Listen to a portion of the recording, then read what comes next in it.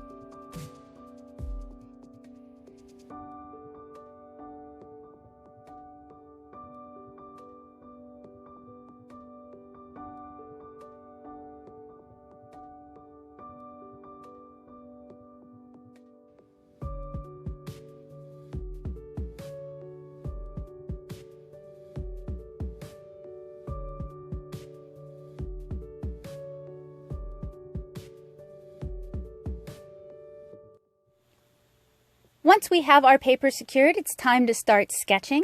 With these irises, I start with a circular shape and then I break it down into the individual triangular petals.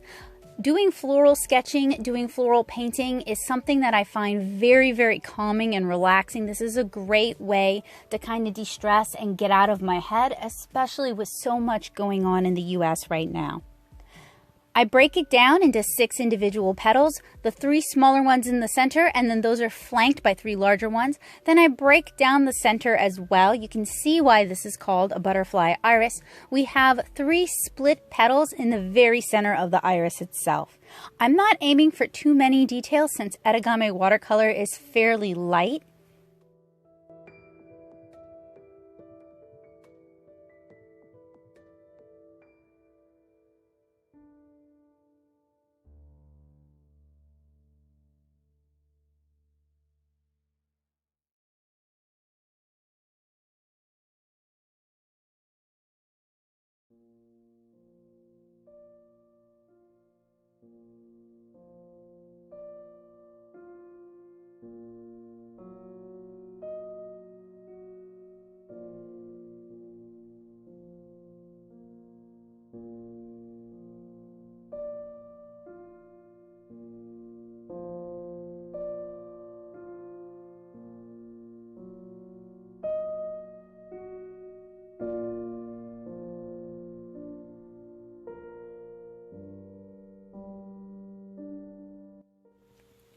I'm also not going to sketch in too many background details, maybe just a few of the leaves and stalks that surround these irises.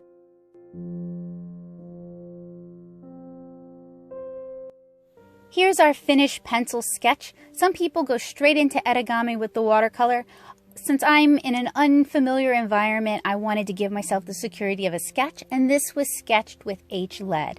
So if you happen to have any Gansai style watercolors, like the Kuretake Gensai Tambi set, or the Akashia Gensai set, or the Como Rebi set. These are perfect for this type of watercolor, and I talk about Gensai watercolor in a bit more detail in some of my other Etegami watercolor tutorials, so I'll make sure to link those in the description below. If you're looking for more great watercolor tutorials, I have a couple of playlists you guys will enjoy. We have Quick and Easy Watercolor, which is watercolor tutorials designed for people who are just learning how to do watercolor, or maybe looking to learn some new techniques, as well as Watercolor Basics, which does get a little bit more in depth. So I'm starting with the background. I'm going in with a very cool yellow. This is a yellow that works really well for foliage, and I'm doing just a little bit of underpainting. This Etegami paper isn't like the other Etegami papers I've used in the other tutorials in that it doesn't have a rice paper coating. It really is just an embossed cardstock.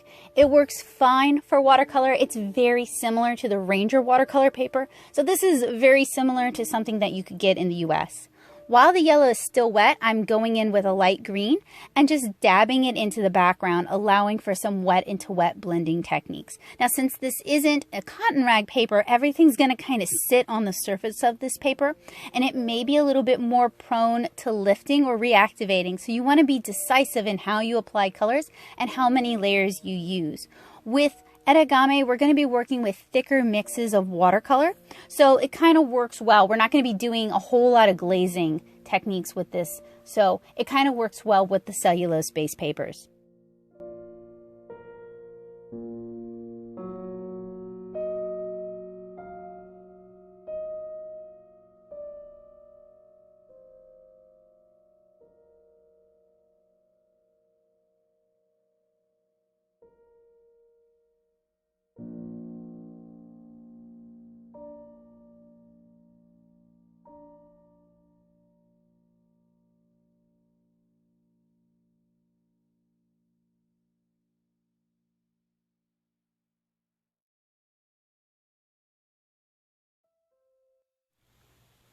Now I'm going to go in with an even darker green and just start blocking in some of the shadows. And I'm using the largest Sumi brush that I'm comfortable with working with for this.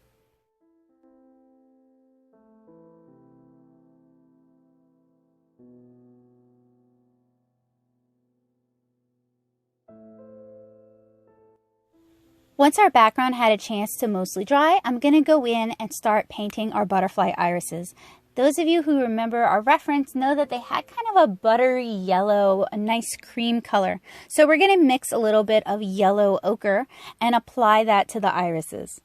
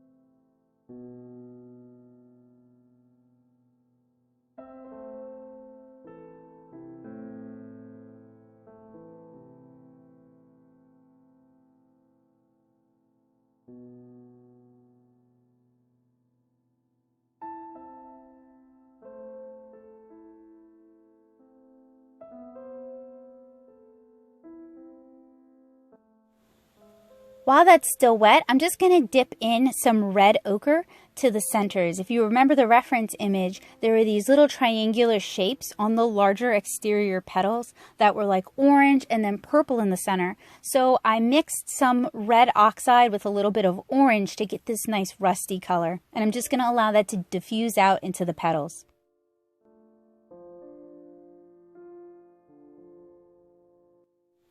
Once that dried, I'm going to apply a little bit of a glaze. We're actually going to add a little bit of shadow in this one since this paper handles a bit differently from washi paper. So we have a little bit of Payne's gray lightly mixed up that I'm just going to use to add some definition to these butterfly irises.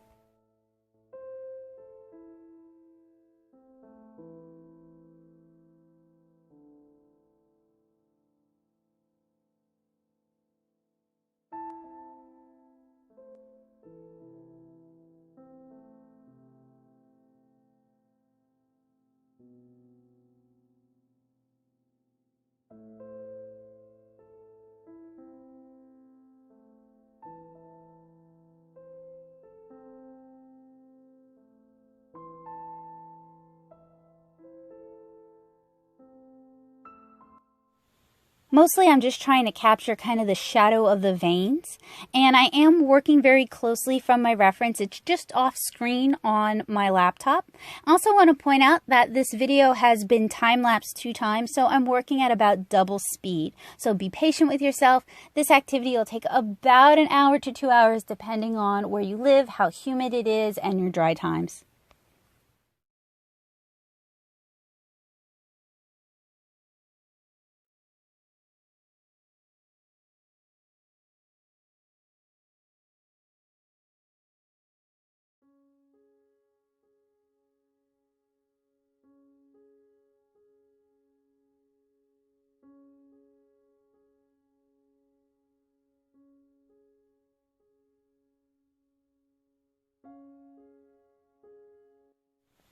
While I wait for the shadows to dry, I'm going to go ahead and start adding some more detail into the background, adding a thick but wet mix of lighter green just to start delineating some of the forms in the background, and then blocking in with darker greens. So with watercolor, it's very useful to work from light to dark. So that's why we started with our yellow and we're working progressively cooler and darker. We're going to end up working with some blues.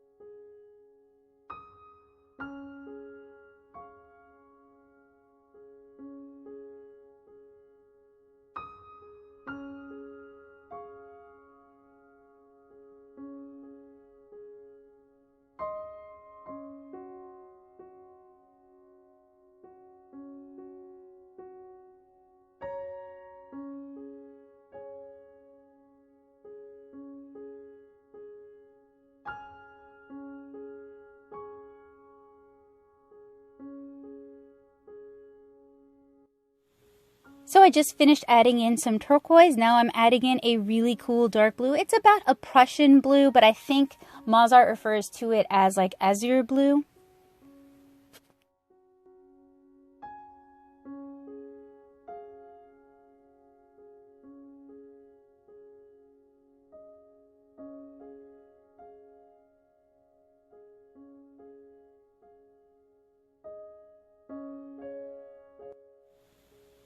I stepped away and gave that a chance to dry.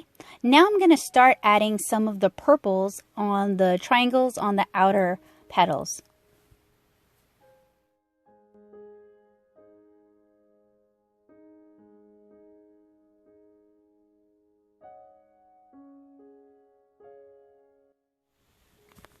But before I get to that, I realized this was a good opportunity to go in and add some stronger Payne's Gray shadows.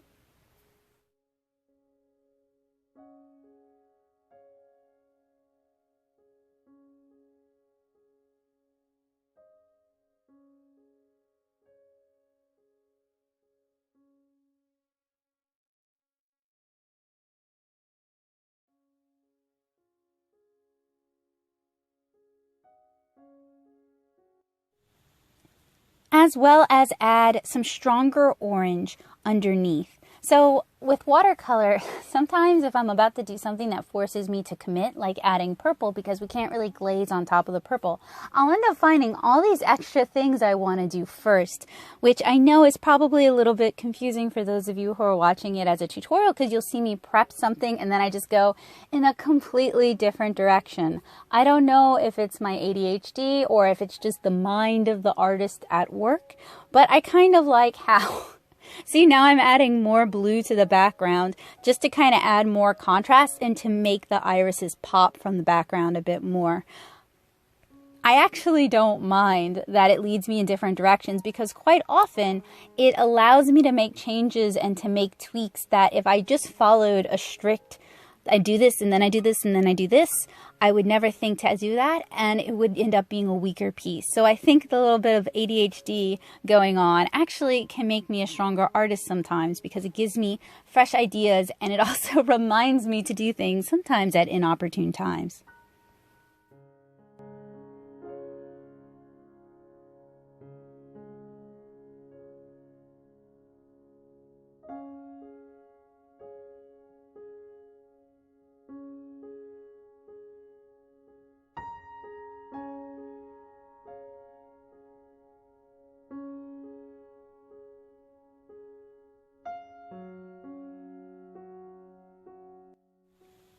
So at this point, I still haven't added that purple, but we are going to add a stronger mix of the red oxide and the orange. And I'm also adding a few of these little sort of freckles to the irises. If you look closely at our reference image, you'll probably notice that. Then I do dab in just a little bit of purple using a different sumi brush to start getting that wet into wet blend. And it's really more of a red violet that I've dabbed into the circle because something I really love about these butterfly irises is you get a bit of an ombre effect, a little bit of a natural wet into wet look on those petals. How they go from this very dark purple to this really vibrant orange, and I'm trying to capture that in this illustration.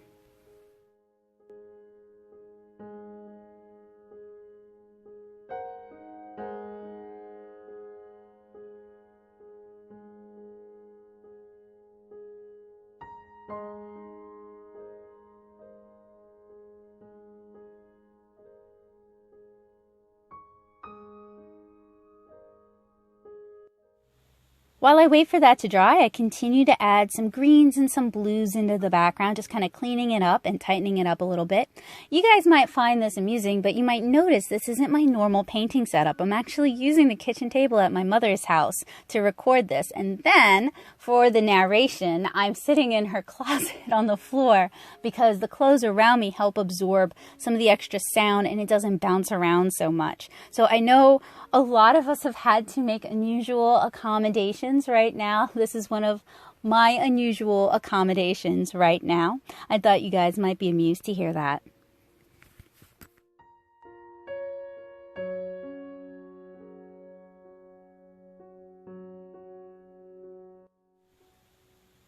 So I stepped away and I gave my illustration a chance to dry, and this is what it looks like. You can start to see some of the purple diffuse. You can also see some of the lighter tones. That's what doing wet into wet with this helps bring to the table. So this has had plenty of time to dry, and I'm going to come back to it now and start adding in finer details, including, finally, that purple I mixed way back when. We're going to start adding that to the petals.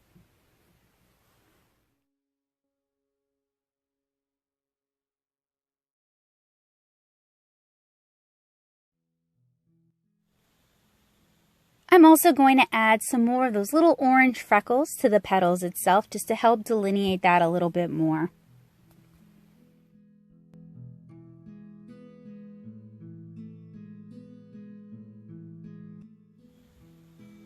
So again, we step away and we let it dry. Now I'm coming back to it with my Pentel pigment brush pen. This is the extra fine brush pen. What I really like about the pigment ink is that it's going to be waterproof once it's dry, but it also has kind of a nice matte look to it.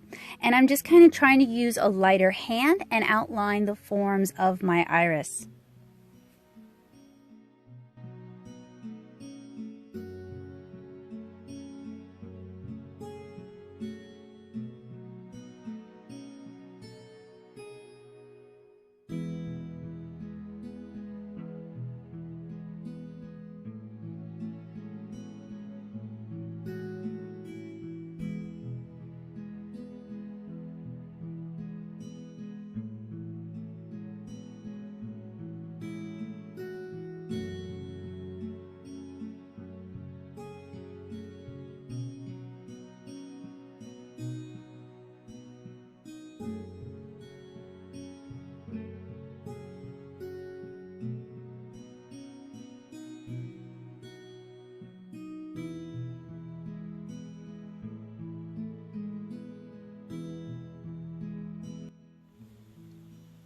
And with this illustration, what I'm really trying to do is kind of capture the spirit of the iris and what I'm seeing. It's March right now in Louisiana, so it's still fairly early spring, but there's lots of beautiful flowers in bloom. And Etegami is a wonderful art form intended to capture seasonality and what's new in the season, or what's exciting about that season, or what's particularly beautiful or definitive about that season. And spring is such a wonderful time for Etegami because if you live up north, the daffodils are starting to come through, the snowdrops are starting to come through, the crocuses are starting to come through, and maybe they're even coming through the snow. If you live in the mid-south, the cherry blossoms are starting to bloom and they're just beautiful. And if you live further down in the deep south, then you get loads of spring flowers that are blooming early. So it's a really wonderful time of year to just appreciate nature and appreciate renewal and appreciate everything that spring has to offer.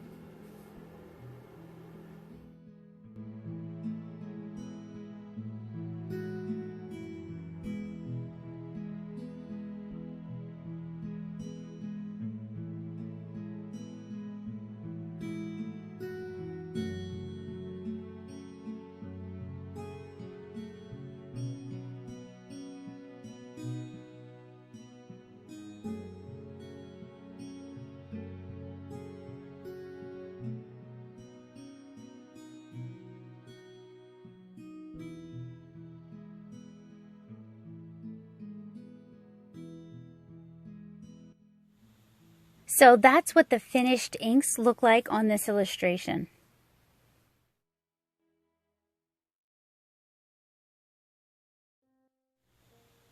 All that's really left for this piece is just to remove it from our chipboard and to carefully remove the washi tape. Just try not to tear the paper too much. And it's just about finished. So thank you guys so much for joining me today for another Etegami watercolor tutorial. I hope you guys found this inspiring, and I hope this will inspire you to pick up your own paintbrush and get painting. I want to thank you guys so much for joining me today, and I hope you guys enjoyed painting along with me. If you're looking for more watercolor tutorials, I have my watercolor basics playlist and my quick and easy watercolor playlist, which is full of really quick, easy, very doable and approachable watercolor tutorials that you can do at home. If you're looking to learn even more about watercolor, I have a well-written watercolor basics series over at netosoup.blogspot.com. Thank you guys so much for watching. Bye!